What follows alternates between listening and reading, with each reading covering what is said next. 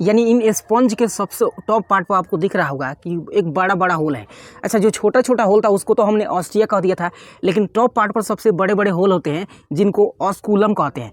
यानी इनके शरीर के अंदर जो जल ऑब्जर्व हुआ था ना, वो जल उत्सर्जन जब होगा, शरीर से बाहर निष्कासन होगा, तो वो ऑस्कुलम के द्वारा होगा। किसके द्वारा? ऑस्कुलम के द्वारा। तो दोस्तों, आज की इस वीडियो में हम लोग 11th क्लास का जो बायो है उसमें एनिमल किंगडम या प्राणी जगत का एक चैप्टर है, जिसमें सबसे पहला संघ होता है पॉरीफेरा। और आज के सेशन में पॉरीफेरा के अंदर जितने भी जीव होते हैं उनके सभी कैरेक्टर के बारे में पढ़ने वाले हैं। तो आइए बिना देरी किए समझते हैं इन सभी जीवों के कैरेक्टर के बारे में कि किस तरह से इनकी विशेषता क्या है। तो दोस्तों, सबसे पहले एक वैज्ञानिक थे जिनका नाम था R.E. ग्रांट।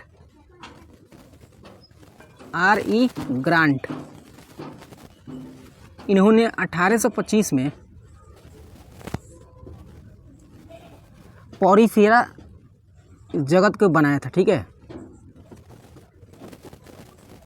और पॉरीफेरा जगत के जितने भी जीव हैं ना, उन सभी जीवों को स्पंज कहा था उन्होंने। क्या कहा था? स्पंज।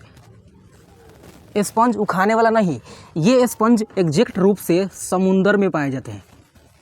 कहाँ पाए जाते हैं? समुंदर में। अब क्योंकि समुंदर में से तो हम लेके आ नहीं सकते हैं ताकि आपको इसके कैरेक्टर के बारे में समझा सके, इसलिए उनको अच्छे से समझने के लिए डायग्राम बना दिए ताकि इसके माध्यम से आपको एक एक कॉन्सेप्ट समझा देंगे, है ना। तो इन संघ के अंदर जितने भी जीव आते हैं सबको स्पंज कहा जाता है। ये समुद्र में पाए जाते हैं। ठीक है, और ये चट्टानों से चिपके होते हैं। किससे? चट्टानों से चिपके होते हैं।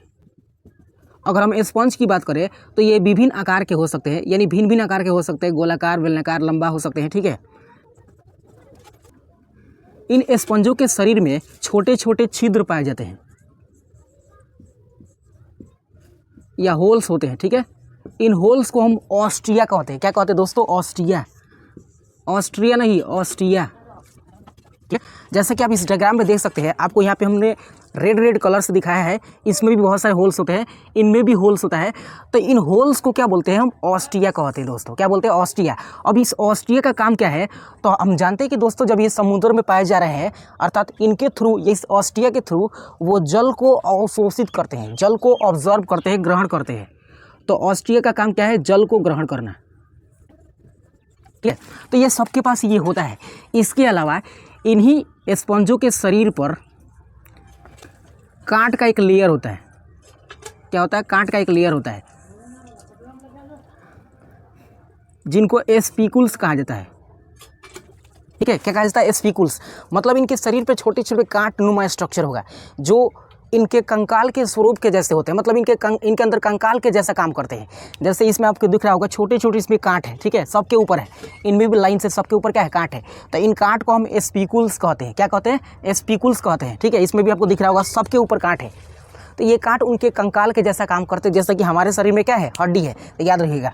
तो हमने कहा कि इनके होल को हम ऑस्टिया कहते हैं, जिससे वो जल को अवशोषित करते हैं। परंतु अगर जल आधा ज़्यादा अवशोषित कर लेते हैं, ठीक है, तो जल को तो बाहर निकालना भी तो है इनको। जैसे हम अगर ज़्यादा जल पीते हैं तो यूरिन के माध्यम से शरीर से बाहर निकाल देते हैं, उसी तरह से ये लोग जो जल ज़्यादा ऑब्जर्व करते हैं ना ऑस्टिया के द्वारा, तो ये अपने जल को फिर से बाहर निकालते हैं। तो क्या इनके अंदर भी हमारे जैसा यूरिन को निकालने के लिए सिस्टम होंगे? नको दोस्तों, इनके अंदर जल को निकालने के लिए अलग सिस्टम होता है, जिनको हम ऑस्कुलम कहते हैं। क्या कहते हैं? ऑस्कुलम। ठीक है, ऑस्कुलम कहते हैं।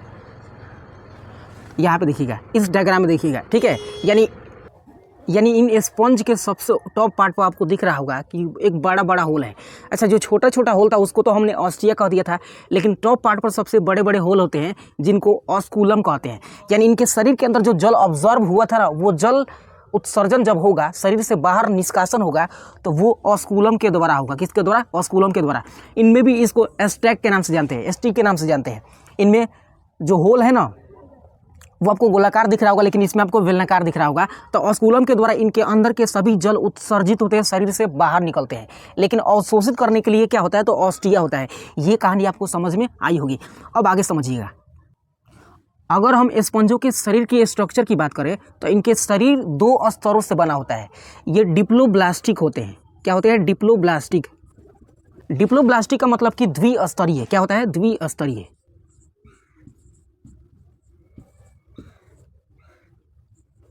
जबकि हम लोग यानी एनिमल जो है, यानी जो स्तनधारी जीव हैं वो ट्रिप्लोब्लास्टिक होते हैं। क्या होते हैं? ट्रिप्लोब्लास्टिक, यानी डिप्लोब्लास्टिक में 2 जनन स्तर और ट्रिप्लोब्लास्टिक में 3 जनन स्तर, जिसको त्रिस्तरीय कहेंगे।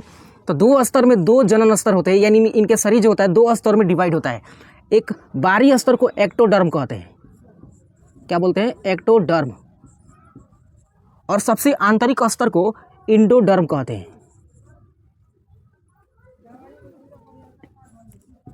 क्या बोलते हैं? इंडोडर्म। नाम से क्लियर है दोस्तों, इंडो मतलब अंदर, एक्टो माने बाहरी।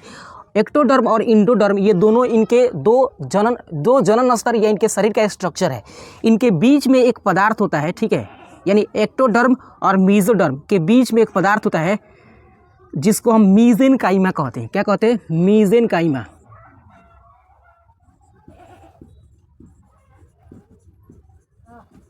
ये सिलिका का बना होता है। किसका? सिलिका का,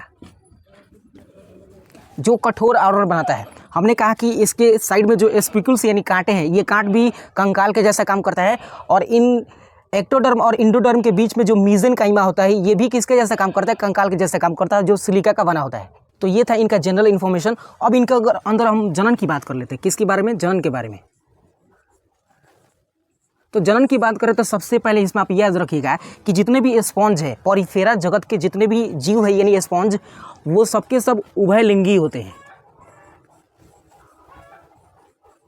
क्या होते हैं? उभयलिंगी या द्विलिंगी होते हैं। मतलब इनके अंदर नर और मादा एक में होता है।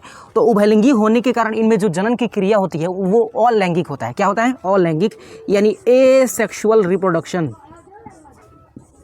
ठीक है।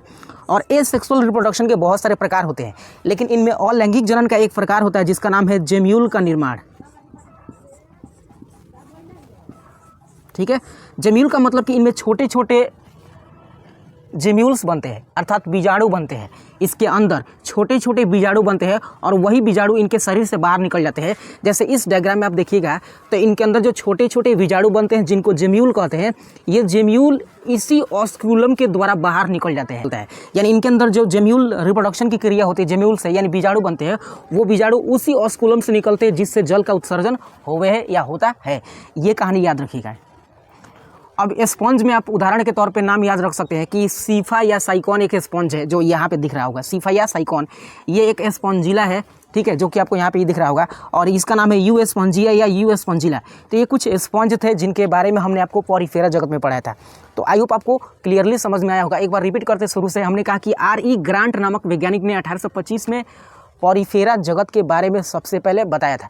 यानी इनके अंदर मार्फोलॉजिकल स्ट्रक्चर और फिजियोलॉजिकल स्ट्रक्चर सबसे पहले R.E. ग्रांट ने बताया था। हमने कहा कि पॉरीफेरा जगत के अंदर जितने भी जीव है वो सबको स्पॉन्ज कहते हैं, जो समुद्र में होता है, ठीक है, चट्टानों से चिपके होते हैं, ठीक है। इनका आकार भिन्न होता है, गोलाकार हो सकते हैं, लंबा बेलनाकार सब हो सकते हैं, ठीक है। हमने कहा कि इनके शरीर के ऊपर छोटे छोटे क्या होते हैं? होल्स होते हैं, छिद्र होते हैं, जिनको ऑस्टिया कहते हैं, जिनसे वो जल का क्या करते हैं? तो उत्सर्जन, जल को ग्रहण करते हैं, ऑब्जर्व करते हैं। इसके अलावा हमने ये भी कहा कि स्पॉन्जों के सबसे बाहर में छोटे छोटे कांट पाए जाते हैं। क्या पाए जाते हैं? कांट, जिनको स्पिकुल्स कहते हैं, ठीक है। ये कांट वो कंकाल की तरह काम करते हैं, है ना, याद रखिएगा, स्पिकुल्स कहते हैं। अगर इनके शरीर के स्ट्रक्चर की बात करें तो ये डिप्लोब्लास्टिक होते हैं, हम ट्रिप्लोब्लास्टिक होते हैं, लेकिन ये डिप्लोब्लास्टिक होते हैं। मतलब ये द्विस्तरीय होते हैं, अर्थात इनमें एक्टोडर्म और मीजोडर्म, इनमें एक्टोडर्म और इंडोडर्म पाया जाता है। लेकिन जो त्रिस्तरीय होते हैं उनमें ecto, endo, meso, ectoderm, endoderm और मीजोडर्म तीनों होता है, लेकिन ये 2 होता है, ठीक है। दोनों डर्मों के बीच यानी दोनों स्तरों के बीच में एक आवरण होता है, एक पदार्थ होता है जिसको सिलिका कहते हैं, ठीक है। सिलिका पदार्थ होता है, लेकिन इसके बीच के मध्य आवरण को मीजेनकाइमा कहते हैं। अब इसके अंदर जनन की बात करें तो ये एग्जैक्टली उभयलिंगी होता है ना, यानी इनमें नर और मादा एक ही में होंगे, ठीक है। इनमें असेक्सुअल रिप्रोडक्शन यानी अलैंगिक जनन होता है, लेकिन अलैंगिक जनन के तो बहुत सारे विधि है, तो विधि में आप जेम्यूल निर्माण रख सकते हैं यार, ठीक है। इसके अलावा हमने कहा कि इनके अंदर जो जल अवशोषित होता है उसको शरीर से बाहर जहाँ से निकालते हैं ना, उनको ऑस्कुलम कहते हैं, उनको यहाँ पे कहते हैं, क्या कहते हैं? तो इनमें भी होता है ऑस्कुलम, ठीक है, स्टिक के नाम से जानते हैं। तो आई होप आपको स्पॉन्ज की पूरी कहानी समझ में आई होगी। तो इसके बाद अगले जगत के लिए अब तैयार रहिएगा। तो मिलते हैं इसी के साथ किसी अदर वीडियो में, तब तक के लिए take care of your self.